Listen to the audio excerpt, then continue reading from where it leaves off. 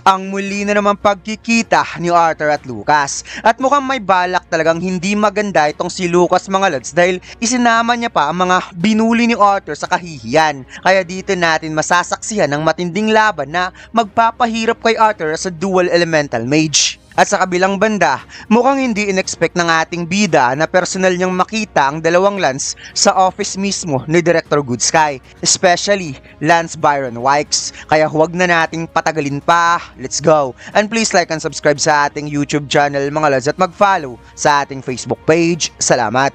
Nagsimula ang chapter na ito kung saan matapos ang argumento sa pagitan ni Tesha at Arthur ay kagad kinalaban ng ating bida ang level 8 na Toby. Subalit habang nakikipaglaban si Arthur, tumatak pa rin sa isipan niya ang lahat ng sinabi ni Tesha sa kanya na talagang nagpatama sa kanyang damdamin na sinabi nitong, "Alam mo Arthur, ang dami mong kumpiyansa sa kung ano-anong bagay. Mahi ka, makikipaglaban, talino, may tiwala ka sa lahat ng yan kasi magaling ka doon. Pero alam mo ba, may mga bagay din na hindi mo kayang gawin ng maayos. Akala mo ba, hindi napapansin ng mga tao na nasa paligid mo na lagi kang nagtatago sa likod ng maskara? Na lagi mong pinapakita na masaya ka o walang pakialam kahit hindi totoo. Kahit ngayon, imbes na siseryosohin mo ang nararamdaman ko para sa'yo, pinagtatawanan mo pa at ginagawang biro. Kung tutuusin, hindi ba ikaw rin ang nagiging immature sa ginagawa mo? Kaya sumiklab ang puot na nararamdaman ng ating bida na makikitang inipon niya ang napakalakas na hangin sa kamao niya upang subukang wasakin ng Toby. Ngunit bigla na lamang itong napatigil dahil naubos lang naman ng reserve mana ni Toby sa tindi ng laban na ipinaranas ni Arthur sa isang session lang ng labanan. Kaya bigla itong nag-shutdown sa harapan niya. Napatingala ang ating bida at huminga ng malalim. Umupo muna si Arthur at dito'y lumapit si Selvi upang pagsabihan ng papa niya na hindi dapat pilitin ng sarili dahil nagpapagaling pa ito. Ngumiti lang si Arthur at sinabi kay Selvi na okay lang naman siya. Ngunit bigla niyang napansin na may kumakatok sa pintuan ng training room niya. Binuksan niya ng kaunti ang pintuan upang makita kung sino ang kumatok. It's turned out na napadaan si Professor Glory para kumustahin si Arthur kasi pareho daw sila ni Princess Tesha na hindi pumasok sa klase niya. Gusto lang niyang siguraduhin na walang ginagawang kalokohan ng dalawa. Napansin ni Professor Glory na parang may mga nangyaring pagkasira sa loob kaya napatanong siya kung ano ang nangyari dito. Ngunit kalmadong lumabas si Arthur at sinabing gumagawa lang siya ng training dito at saka hindi ko nga pala kasama si Tesha. Kaya napatawa na lamang si Professor Glory dahil nagkamali pala siya. Hinawakan ni Professor Glory ang balikat ni Arthur para marahang sabihin kay Arthur na sige na, naiwan mo na nga yung klase ko, pati pa sa isa. At least, pasukin mo na lang ang huli mong klase, di ba? Kaya kalmadong napawi ka ang ating bida, tama ka. Ayos na rin, sabay pangiting sinabi ni Professor Glory, yan ang gusto ko sa'yo. Ngunit habang naglalakad papalis, biglang napa-serious mode si Professor Glory dahil hindi siya makapaniwala sa kanyang nakita isang pribadong silid para sa pagsasanay na si Arthur lang ang may access. Ayos lang sana yon, pero ganun kalaki? Anong klaseng pagsasanay ang kayang makapagbago ng itsura ng isang silid na pinatatag ng mana ng ganun kalakas? Kaya napaisip na lamang siya na habang tumatagal na nakikita niya ang batang ito, mas lalo itong nagiging misteryoso. Pagkatapos, lumipat ang eksena sa klase ni Arthur at dito'y walang gana na nga ang ating bida, pinagchichismisan pa siya ng mga kaklase niya sa likod at si Selvi ay natutulog lang. Napansin ni Arthur na parang lagi lang natutulog si Selvi kaya hinawakan niya at pinisil ang cute na mukha nito at tinanong kung paano nagagawa ni Selvi na matulog ng sobrang haba. Ngunit sinabi nitong hindi naman siya natutulog, nagde-training lang siya. Kung kaya't napatugon si Arthur na ang swerte mo naman, sana kaya rin niyang lumakas sa pamamagitan lang ng pagtulog. Biglang tinawag si Arthur ng professor kaya itinaas niya ang kanyang kamay at nakita ng professor na finally pumasok na rin si Mr. Lewin sa klase niya. Narinig niya kasing makakabalik na ito matapos gumaling sa pagkakasugat kaya tinanong ng professor kung mas maayos na ba talaga ang pakiramdam nito. Tumayo ang ating bida upang sabihin kay Professor Maynard na okay na siya. At humihingi siya ng paumanin sa napakaraming klase na hindi niya napasukan. Wika ng professor na ayos lang naman sa kanya. Ngunit sa ganitong kaso, handa bang ibahagi ni Arthur sa buong klase ang nalalaman nito patungkol sa spell formations? Ipinaliwanag ng ating bida na sa pagkakaalam niya, ang spell formations ay ang pagsasanib o pagbabago ng batayang mahika at kasanayan upang malikha ang kakaibang epekto. Pumalakpak si Professor Maynard dahil ito daw ang pinakasulit na sagot galing kay Mr. Lewin. Kaya bumaba siya sa entablado dahil ngayon daw, halos buong nakaraang linggo ay ginugol nila sa pag-review sa mga aspeto na dapat malaman nila bago pa man pakialaman ang pundasyon ng spell formation.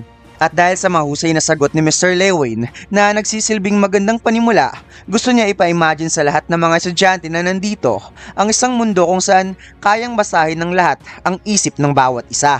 Nagkatinginan sa isa't isa ang mga estudyante, kaya napatawa na lamang siya at sinabing siguradong hindi masaya ang mundo na yon. Pero samahan niyo muna ako sa imahinasyong to. Sinabi ni Professor Maynard na sa mundong ito na ating iniisip kung saan kahit ang pinakamalinis na lalaki ay maaaring magbukang marumi at ang pinakamasayang babae ay maaaring magbukang malupet dahil sa mga panandaliang iniisip na nakalantad para mabasa ng iba. Naniniwala siyang ang ganong mundo ay magiging tahanan ng mga pinakamagagaling na mage na makikilala. Kaya napakomento kaagad si Selby na yan daw ang dahilan kung bakit ang kanyang papa at si Selby ay ang pinakamagaling na mage. Wika ng professor na babalikan na lamang nila ito mamaya. Pero sa ngayon, hayaan muna siyang magtanong kung bakit may ilang conjurer at maging mga augmenter ang nagcha-chant habang ang iba naman ay hindi. Nagtaas ng kamay ang dwarf na estudyante at sinabi na akala niya kapag na-master mo na ang isang mahika, hindi mo na kailangan mag-chant. Wika ng professor, oo, hanggang sa isang punto. Pero kapag sinabi mong mastered, medyo malabo ang ibig sabihin yan. Nagja-chant tayo dahil mismong mga salita ang nakakaapekto sa ating kamalayan. Pinupuno nito ang isipan ng caster ng tamang suwestyon para mahubog ang mana ayon sa spell na nais gawin. Para magbigay ng medyo nakakatawang halimbawa, kung saan sasabihin ko sa isang babaeng galit na galit sa akin na matagal na kitang mahal, sigurado akong may magiging reaksyon siya dito. Habang si Arthur naman ay mas lalong nalungkot nang naalala si Tesha na may galit sa kanya. Ipinaliwanag ng professor, ang incantation na sa kasong ito ay ang pagsasabi niya ng matagal na kitang mahal. Ang siyang nag-trigger ng reaksyon o ang spell mula sa kanya na maaaring magpakunot sa noon ng babae sa sobrang pandidiri o baka isang malutong na sampal sa mukha ang matatanggap niya. Kaya napatawa na lamang ang mga estudyanteng babae dahil sa humorous example ng professor. At si Arthur naman ay parang pinilit lang ng ngumiti at inisip na marunong talaga ang professor na ito na kumuha ng atensyon sa mga estudyante niya. Patuloy na pinaliwanag ng professor na kung ano ang iniisip nila na aapektuhan ng kanilang mga mahika na nagbibigay daan para sa pinaikling incantation o kahit wala na itong incantation kapag nabot na ang high level concentration at visualization. Kaya naman kung sakaling magkakaroon ng isang mundo kung saan lahat ay kayang basahin ng isip ng isa't isa, ang mundong iyon ay magkakaroon ng pinakadakilang mga mage. Bakit? Dahil sila mismo ang magkakaroon ng ganap na kontrol sa kanilang isipan. Ngayon, na naitanim niya na sa isipan ng lahat ang magandang imahinasyon na yon, buksan natin ang ating mga aklat sa pahina 23 kung saan makikita natin ang ilang pagkakaiba ng augmenters at conjurers. Maya-maya, tapos na ang klase ni Arthur, ngunit napahawak sa ulo ang ating bida dahil wala daw silbi ang pagpasok niya sa klase na to kung ang iniisip niya lang ay yung away nila ni Tesha. At hindi rin niya akalaing ganun kalaki ang magiging epekto sa kanya ang mga sinabi ni Tesha. Ngunit bigla ngang napasabi itong si Selby na kaya nagkakaganyan ng papa niya dahil tama naman ang lahat ng sinabi ng mama niya. Kaya tinanong ni Arthur kung kanino ba kumakampi itong si Selby. At saka marami namang may galit sa kanya noon nung isa pa siyang adventurer pero hindi naman siya nagkaganito dati. Kaya tugon ni Selby, kasi naman talagang may care ka kay mama. Kaya napawikan na lamang si Arthur kay Selby na paano siya magbubulag-bulagan sa mga pagkukulang niya kung ganito kakatalino. Ngunit habang naglalakad pa uwi ang dalawa, may sumusunod na pala sa kanila. Kaya biglang tumigil sa paglalakad si Arthur at napasabing, alam mo, medyo distracted nga ako ngayon pero pwede ka namang magpaka hindi gaanong halata, di ba Lucas? Na makikitang nag-warm up ng ating bida mga lads para muling masampulan nitong si Lucas Wikes. At ang dalawang kasama ni Lucas pala ay ang mga estudyante na pinahiya ni Arthur o binuli niya sa kahihiyan. Nasense na Selby na parang may binabalak na masama ang tatlong ito at napawikan dalawang kasama ni Lucas na gusto lang nilang siguraduhing makabalik sa dorm ng ligtas si Arthur kasi kahit dito sa Cyrus Academy, maaaring may mga panganib pa rin dito. Napangiting sinagot ng ating bida, wala nang mas mapanganib sa mahubaran ng pantalon, hindi ba? Kaya hindi napigilan ni Charles Robinpour ang sarili na magalit dahil hindi niya ito mapapatawad sa ginawang paglait sa kanya. Ngunit hinawakan ni Lucas ang kanyang balikat at sinabing tama na ang kalokohang ito, na makikitang bumagsak si Charles sa lakas ng paghila ni Lucas sa kanya. Kinumpronta kaagad ni Lucas si Arthur na kung inaakala nito na makakalimutan niya na tinatakbuhan lang siya sa laban, patuloy lang na umiiwas at nagdatago na parang duwag. Inis na tinanong ni Lucas na wikang paano mo ginawa, na kalmadong sagot ng ating bida, may butas sa lupa. Mas lalong nainis si Lucas at tinuro niya pa ang dibdib ni Arthur dahil ang tinatanong niya paano ito nakatakas sa Infernus Cage spell niya at nakarating sa kalahati ng training area na nasa lupa nito ang atake para sa prinsesang elf na lahat ng yan sa loob lang ng 1 segundo. Hinawakan ni Arthur ang forearms ni Lucas at sinabing, una sa lahat, hindi ganyan ang paraan ng pagtatanong kung gusto mong makakuha ng sagot. At pangalawa, bakit ko naman sasabihin sa'yo na makikitang inis na si Lucas? Bigla na lamang napangiti si Lucas at napasabing, alam ko na, gumamit ka ng artifacts hindi ba? Paano ka naman makakakuha ng ganyan isa ka lang namang hamak? O baka naman yung maliit na tusong elf na kaklase nila ang nagbigay sa'yo, si Princess Tessia hindi ba? Habang si Arthur napaisip na hindi talaga natuto ang batang ito. Biglang sumigaw itong si Damulag na pinahiya ni Arthur sa klase niya na napasabing, tuso mo talaga. Sigurado akong gumagamit ka rin ng ganyang pakulo para maakit sa'yo si Princess Kathleen. Kaya si Arthur ay nagulat at napawat na lamang.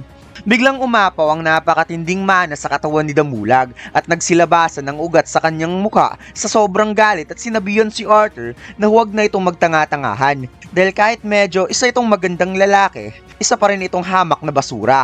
Hinawakan ni Charles ang braso ni Damulag dahil lumalabas na ang mana nito, ngunit sinabi nitong manahimik ka. Kailangan malaman ng hamak na ito kung saan siya dapat nararapat. Pinilit pa rin ni Charles na pigilan si Damulag dahil mapapahamak silang tatlo dito. Ngunit sinabi ni Lucas na pabayaan na lamang nila yan. Subalit patuloy pa rin sa pagpapalabas ng matinding mana si Damulag dahil si Princess Kathleen daw ay nararapat lang sa mas mabuti at karapat-dapat sa isang tunay na may dugong maharlika, katulad niya. Itinaas ni Arthur ang dalawa niyang kamay at sinabing, makinig ka, wala akong nilalandi dito. Pero hindi rin ikaw ang may karapatang magdesisyon kung sino ang nararapat kay Kathleen. Mas lalong tumindi ang galit ni Damulag to the point na nagpang-abot ang kanyang laway at sipon dahil alam niya at alam ni Princess Kathleen na nararapat sila sa isa't isa dahil si Kathleen pa nga ang pumulot ng panyo niya. Kaya si Lucas ay napatawa na lamang dahil may sira din pala sa ulo ang tabatsoy na to. Patuloy lang si Damulag sa kakaiba niyang ikinikilos na sinasabi pa niyang siya daw ang the chosen one. Kaya sinabi ni Selby sa kanyang papa na parang may mali na sa kanya. At sinabi ni Arthur na ang lumalabas na mana ay parang hindi na normal. Kaya maya-maya parang nilamon na ng kapangyarihan itong si Damulag at mukhang tuluyan na itong nawalan sa katinuan habang hawak-hawak ang panyo na ipinaglalaban niya. At bigla itong tumalon towards Arthur para umatake at sinabihan pa si Arthur, kailangan mo nang mamatay. Napaseriously ang ating bida sa kanyang isipan, ngunit sa paglingon niya, umapaw na rin ang galit ni Selby na parang gusto na itong mag-transform into dragon, kaya sinabi niyang, wait, sandali lang, huwag muna Selby. Kagad lumika si Arthur ng 2 shield sa kamay upang subukang saluin ng atake, ngunit sa sobrang lakas nito, nawasak kaagad ang shield na ginawa niya kaya napaweave na lamang siya ng kaunti upang makaiwas. Bumaon ang kamao ni Damulag sa ground at nagkaroon ng matinding pagwasak kaya nahirapan tuloy siya na bunutin ang braso niya. Nabawi ka si Arthur kay Lucas kung na-realize ba ng mga ito na ang inaatake nila ay isang member ng disciplinary committee. Kaya sinabi ni Charles na mukhang kailangan na talaga nilang pigilan si Marcois. Ngunit napatugon nitong si Lucas na anong ibig mong sabihin, na makikitang umaacting si Lucas na inosente dahil wala naman silang ginagawang masama. Ang totoo pa nga, sobra silang natatakot sa nangyayari ngayon. Kaya sinabi ni Arthur, talaga lang ha, gusto mo akong maniwala. Pangiting sinabi ni Lucas na parang hindi ata nakikita ni Arthur na hindi siya gumagamit ngayon ng mana o weapon man lang. At napatugon nitong si Charles na kung anong gagawin nila kay Marcois dahil parang nasa masama itong kalagayan. Subalit sinabi ni Lucas na kung hindi ba nag-aalala si Charles na baka tatalunin lang siya ulit ni Marcois sa duel class nila next week. Kaya napa-oo nga itong si Charles, realizing na may selfish point din pala itong si Lucas. Na kaagad naman itong sinabi kung gano'n naman pala, wala tayong pakialam. Kung masasaktan man siya dito o si Mr. Officer ang magpapa-expel sa kanya. Wika ni Lucas kay Arthur bago tuluyang umalis, huwag ka magpapa-injured ulit ha. ayoko magkakaila ka na naman sa susunod nating laban. Napansin ng ating bida na nagsasalita na naman itong si Marcois na papatayin siya at dito'y biglang lumipad ang mga matutulis na bato galing sa malawak na usok kung kaya't gamit ang wind elemental attribute, iniba niya ang flow direction ng atake upang ito ay maiwasan. Ngunit nang dilat ng kanyang mga mata nang nakitang gumawa ng sorpresang atake si Marcois kaya dali-dali siyang lumikha ng 2 layer ng shield upang depensahan ng suntok. Lumikha ng malakas na impact ang atake ni Marcois na nagpa-realize kay Arthur kung paano naging ganito kalakas ang isang orange core at mas madami pa siyang naipapalabas na mana kaysa kay Lucas at gumagamit pa ito ng isang purely offensive attack. Habang nagka-crack ang shield ni Arthur, na-realize ng ating bida na mukhang kailangan niyang pakawalan ng 2 seal kung gusto niyang hulihin ito na hindi pinapatay. Ngunit bigla na lamang niyang napansin ang napakalaking anino na ikinagulat ng ating bida kaya napahana lamang siya sa itaas nang nakitang nag-transform na itong si Selby into dragon form. Biglang itinaas ni Selby ang malaki niyang paa upang apakan si Marcois kung saan lumikha lang naman ito ng napakalakas na slam sa buong hallway at maya-maya si Marcois ay bumaon sa ground at nawalan kagad ng malay habang si Arthur ay napatulala na lamang at si Selby ay parang high blood na napasabing kanina pa siyang sawang-sawa na sa paghihintay at mukhang inaantay lang talaga niyang makaalis sina Lucas at Charles. Biglang dumating si Claire, nag-ikot-ikot daw siya malapit dito nang bigla niyang naramdaman ng matinding pag-uga ng mana kaya napatanong siya kung ano ang nangyayari dito. Kaya sinabi ni Arthur, hindi rin niya alam. Bigla lang itong nagpakawalan ng mana bago tuluyang nabaliw at inatake siya. Nilapitan ni Claire ang katawan ni Marcois at dito'y nakita niya ang parang curse mark na dugo sa likod na nakatatak sa spine ni Marcois. Kaya napamura na lamang siya dahil may isa na naman. Pagkatapos, ipinakita na nasa hospital na si Marcois at habang naglalakad sa hallway, napatanong si Arthur kung may mga ganitong cases na ba sa kanilang paaralan. Wika ni Claire na isa lang naman. Nangyari yun habang nagpapagaling si Arthur sa medical ward. Kaya muling napatanong ang ating bida kung alam ba nito kung ano ang nangyayari sa kanya. Sobrang lakas ng magic niya at may mga kakaiba pang simbolo na dugo sa likod niya. Napailing si Claire at sinabing ikukwento na lamang niya ito sa susunod nilang disciplinary meetings. Kailangan rin niyang i-update ang buong team. Nakarating na ang dalawa sa office ni Director Goodsky, kaya sinabi ni Claire kay Arthur na ikwento kay Director Goodsky ang lahat nitong napansin habang inaaresto si Marcois. Kumatok si Claire sa pintuan at sinabi sa loob na maaari silang pumasok. Kaya nang binuksan ni Claire ang pintuan, nandilat na lamang ang mata ni Arthur sa kanyang nakita dahil hindi lang nag-iisa si Director Goodsky. Mayroon din itong mga bisita. Ang 2 Lance, isa sa Kingdom of Sapin at isa sa Eleanor, na si Lance Alaya Trescan at si Lance Byron Wykes. At dito lang nagtatapos ang chapter na ito mga lads. Huwag mo sana kalimutan mag-like, comment at mag-subscribe sa ating YouTube channel at mag-follow sa ating Facebook page. Salamat!